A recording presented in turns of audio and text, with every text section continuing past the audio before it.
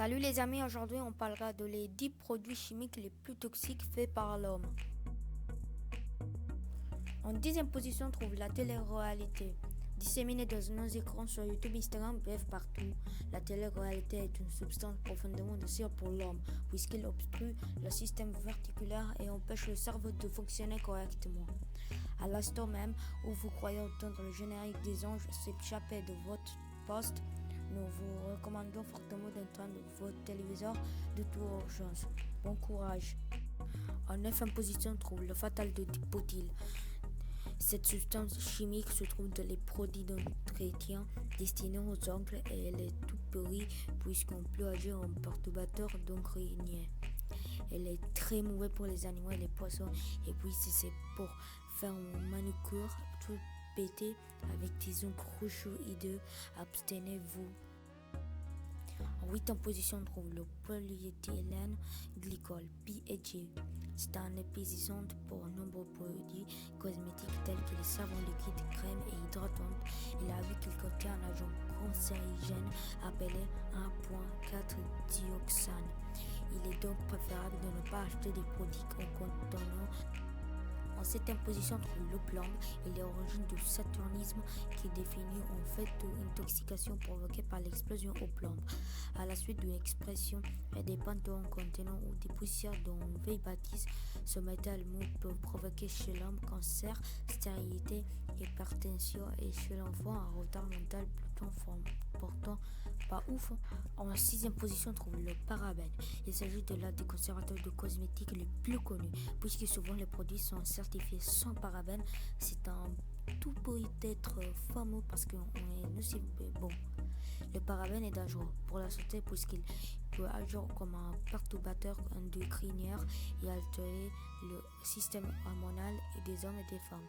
Problèmes de reproduction, changement de comportement ou d'humeur, ralentissement de la croissance, bref, qui des effets.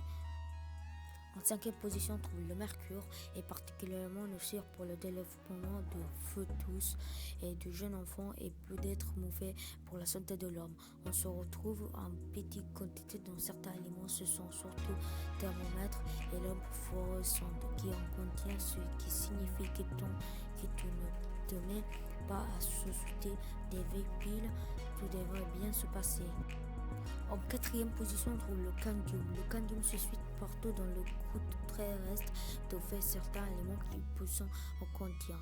Il y a également la foie, les champignons, les moules, les mollusques, les crustacés, les poudres de cacao et les algues séchées. Le candium, en grande quantité, est dangereux pour les reins, le squelette et l'appareil respiratoire et est classé comme un cancérogène pour l'homme. En 3e position, on trouve le benzène.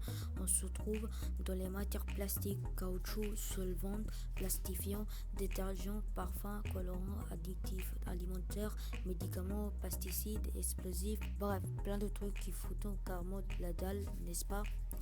Les risques sur la santé sont plutôt nombreux, mais on note que le benzène est surtout à l'origine de l'anémie aplasique, maladie se caractérisant par l'incapacité de fabriquer des cellules du sang et l'accumulation d'infections, jusqu'à parfois le décès de la personne atteinte. En 2e position, on trouve l'arsenic. On le trouve dans la viande, la volaille, le lait et les produits laitiers, les produits de pâtisserie, de boulangerie et de céréales, les légumes ainsi que les fruits et le jus de fruits, également de riz et les algues en très faible proportion. C'est surtout lorsqu'il est sous sa forme inorganique que ce produit est particulièrement dangereux pour la santé. Et lorsqu'on y est longuement exposé, quels sont les risques d'une intoxication chronique très désagréable, qui se solde souvent par une crise de délire et la mort.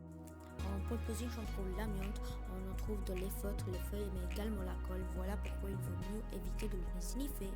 Cette substance un peu nulle est présente dans les moult matériaux, et pourtant on connaît les dangers liés au son de l'inhalation depuis la fin du 19e siècle. L'amiante peut être à l'origine du cancer de poumon, mésothéliome, une forme de cancer provoquée à 95% par l'amiante, c'est le larynx, des ovaires et la fibrose pulmonaire. Laissez un like pour me soutenir, inscrivez-vous dans ma chaîne. Merci.